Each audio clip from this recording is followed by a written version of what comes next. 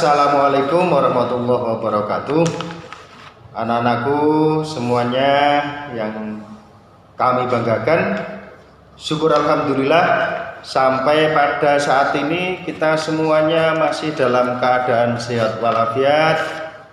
Kita masih dalam keadaan iman Islam, sehingga kita bisa bertemu kembali dalam pembelajaran fisika kali ini. Harus tetap semangat meskipun kalian belajar di rumah. Ini sesuai konsep Merdeka Belajar, kita bisa belajar dimanapun dan kapanpun. Di pesan saya tetap semangat dan jangan lupa setiap kali belajar harus diawali dengan berdoa. Karena itu marilah kita buka pertemuan kita kali ini dengan bacaan basmalah. Bismillahirrahmanirrahim. Anak-anakku yang kami banggakan, pada pertemuan kali ini Pak Sam mau menjelaskan soal-soal latihan tentang torsi dan momen inersia yang materinya sudah saya berikan pada pertemuan yang lalu. Baik, untuk mengingat lagi konsep tentang torsi atau momen gaya, diingat bahwa torsi atau momen gaya itu adalah penyebab gerak rotasi atau berputar. Ya, saya ingatkan lagi, misalnya ada batang yang panjangnya R, terus salah satu ujungnya dipaku dan pakunya bisa bergerak bebas. Jadi ini sebagai sumbunya, pusat rotasinya. Kemudian satu ujungnya lagi diberi gaya F, maka otomatis kayu ini tadi atau batang ini tadi akan berputar searah jarum jam. Nah, kalau gayanya kita balik, maka putarannya menjadi berlawanan arah jarum jam. Kesepakatan kalau putarannya searah jarum jam itu torsinya nanti bertanda plus.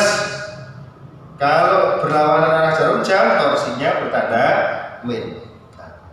Torsi itu adalah gaya yang tegak lurus terhadap batangnya dikalikan dengan jari-jarinya, atau gaya titik tangkap gaya sampai sumbunya. Jadi gaya yang tegak lurus.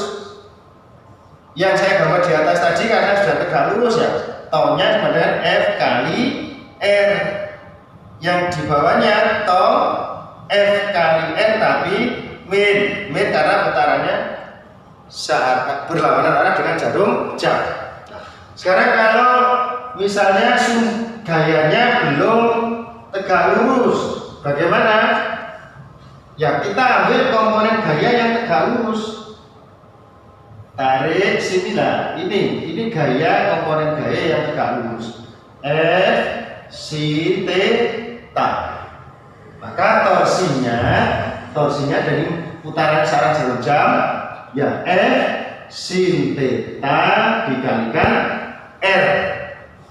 Jadi prinsipnya, konsepnya adalah torsi itu hasil kali gaya yang tegak lurus terhadap porosnya. Jadi F kali R.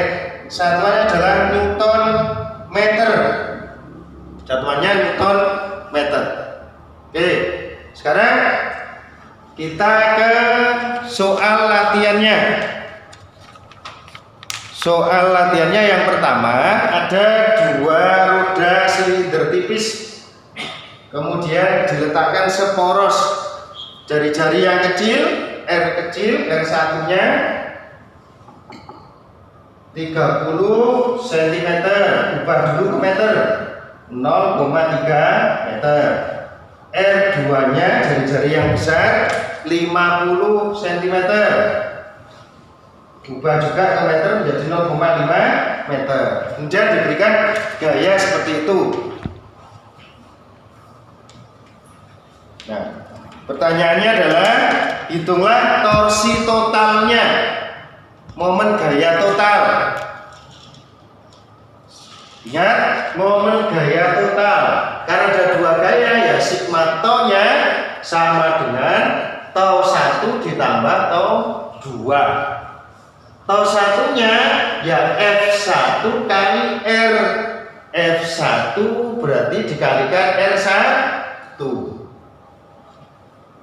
Tau yang kedua F2 dikalikan R. Itu kalau F2 nya sudah tegak lurus.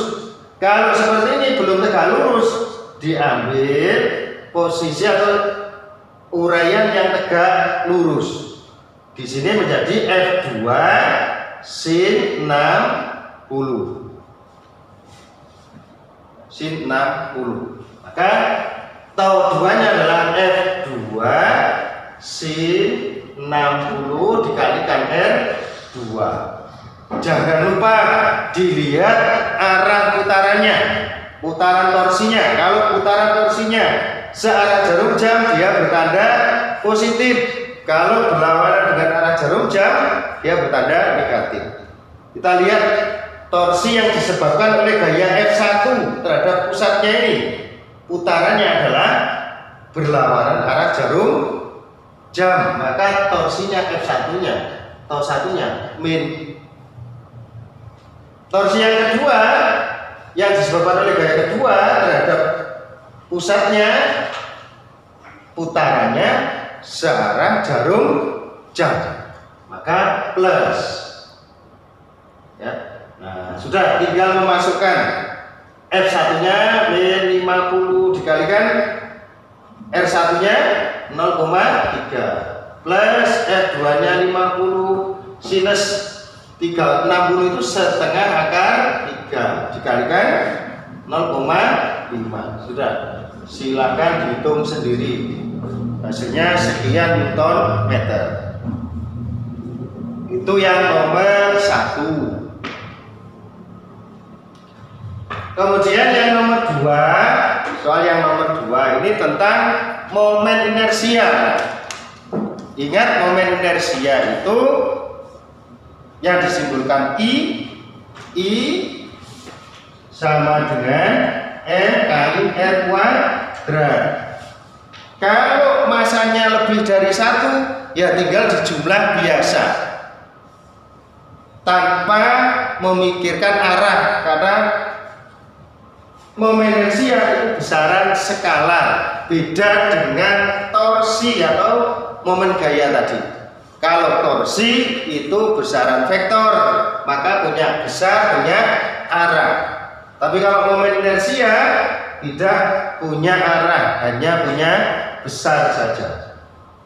Baik, di sini soal yang 2A.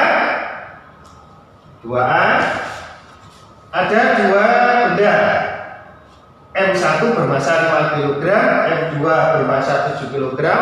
Kedua benda terpisah pada jarak 4 meter. Terus kedua benda ini diputar dengan sumbunya berada di tengah-tengah. Ini sumbunya, sumbu putarannya. Maka momen inersianya berapa? Ya, I totalnya I1 ditambah I2. I1 berarti M1 R1 kuadrat ditambah M2 R2 kuadrat. M1-nya 5 kg, R1-nya karena 4 diambil tengah-tengahnya menjadi 2 kuadrat. 7 kali 2 kuadrat. Silakan hitung kilogram meter kuadrat satuannya. Itu yang A. Sekarang yang B. Yang B sama soalnya dengan yang A tadi, tetap M1-nya 5 kg, M2-nya 7 kg. Terpisah tetap ada 4 meter, tapi sumbunya berada di sebelah kiri, berjarak setengah meter dari M1. Tidak usah bingung, tetap I totalnya ya I1 ditambah I2. I1 M1 R1 kuadrat, M2 R kuadrat, itu untuk I2 nya. M1 M1 nya. Nah, berarti M1 ke sumbunya ini berapa jaraknya? Setengah meter. Jadi setengah dikuadratkan. Ditambah M2 7 kilo jaraknya. 4 ditambah setengah, 4 setengah kuadrat. Nah, sudah. Silakan dihitung sendiri satuannya kilogram meter kuadrat. Baik, anak-anak, untuk soal latihan selanjutnya nomor 3. Saya bacakan dulu soalnya. Berapa torsi maksimum yang diberikan oleh orang dengan massa 55 kg yang mengendarai sepeda jika orang tersebut memindahkan seluruh beratnya ke setiap pedal ketika mendaki bukit. Pedal berotasi dengan dalam lingkaran dengan radius 17 cm. Nah, tak usah bingung, tetap konsep torsi itu adalah gaya yang tegak lurus terhadap sumbunya itu dikalikan. Misalnya begini, ini kita buat saja pedal. Nah, pedalnya tadi jari-jarinya 17 cm. Kalian ubah dulu ke meter, jadi 0,17 meter. Kemudian berat orang itu berada di kakinya semua. Berat itu sebagai gayanya. Jadi F sama dengan berat M kali G. Masanya 55, G itu percepatan gravitasi. Nilainya 10. Jadi 550 Newton. Maka torsinya ya F dikalikan R, 550 dikalikan 0,17. Sudah dihitung sendiri. Ya. Newton meter. Itu yang nomor 3. Gampang. Yang nomor 4. Seseorang memberikan gaya 45 Newton di ujung pintu yang lebarnya 84 cm. Nah, sekali lagi, ini misalnya pintunya kita lihat dari atas seperti garis. Lebar pintu itu berfungsi sebagai jari-jarinya 84 cm. Jadikan meter, 0,84 meter. Diberikan gaya 45 Newton. Berapa besar torsinya jika gaya diberikan? Yang pertama tegak lurus. Gayanya tegak lurus. Gayanya besarnya 45 Newton. Maka ini saya yakin semuanya bisa. Toh ya F yang tegak lurus tadi kali R. Itu menjadi 45 dikalikan 0,84 sekian Newton meter. Anak-anak mungkin tanya, lupa itu yang positif apa negatif? Di sini ditanyakan besarnya, karena besarnya hanya angka saja, tidak usah memberikan tanda plus atau min, karena besarnya. Plus atau min tadi sekali lagi adalah pengaruh pada arah putarannya. Kalau arah putarannya searah jarum jam plus, berlawanan min. Nah, di sini ditanyakan besarnya. Kalau besarnya berarti hanya ada angka. Yang B, gaya tadi diberikan membentuk sudut 60 derajat terhadap bagian depan pintu. Jadi membentuk sudut 60 derajat terhadap bagian depan pintu. Sekali lagi, kalau gayanya tidak tegak lurus, maka kita ambil komponen yang tegak lurus. F sinus 60 derajat. Maka torsinya ya F sinus 60 derajat dikalikan R. Saya yakin kalian bisa menghitungnya. Itu yang nomor 4B. Kemudian yang nomor 5 ini seperti yang nomor 1 tadi. Yang seperti yang nomor 1. Ya, bedanya kalau nomor 1 tadi cuma ada 2 gaya, sekarang di nomor 5 ini ada 3 gaya. Gak usah bingung. Di sini ada Ini misalkan kita pakai F1 20 Newton, F2-nya 30 Newton, F3-nya 35 Newton. Nah, dilihat F1 terhadap sumbunya atau terhadap porosnya sudah tegak lurus. F2 juga sudah tegak lurus. F3-nya ini tidak usah terkecoh dengan sudut yang di sini. Ini juga sudah tegak lurus. Jadi F3-nya sudah tegak lurus. Karena itu kalau dibuat segitiganya, ini segitiga. Nah, ini misalnya yang R itu, ini yang 135 derajat. Ini kalau dibuat segitiga begini, berarti ini 45, ini 45. Nah, jadi sudah tegak lurus. Ini sudah tegak lurus. Oke, karena ada 3, maka torsi totalnya ya tau 1 ditambah tau 2 ditambah tau 3. Tau 1 berarti F1 kali R1 ditambah F2 kali R2 ditambah F3 kali R3.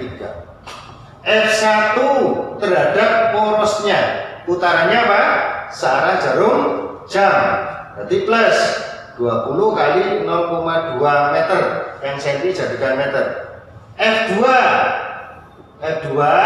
terhadap porosnya, putarannya berlawanan arah jarum jam, maka min 30 kali 0,2. F3-nya putarannya searah jarum jam, jadi plus 35 dikalikan 0,1. Silakan dihitung sendiri. Saya yakin kalian bisa. Jadi tolong dipahami materinya torsi tentang torsi dan momen inersia.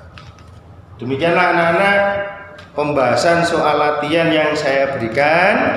Mudah-mudahan kalian bisa memahaminya, dan sekali lagi tetap semangat ya, tetap semangat, tidak boleh loyo dalam hal belajar. Terima kasih atas perhatiannya. Saya akhiri. Wassalamualaikum warahmatullahi wabarakatuh.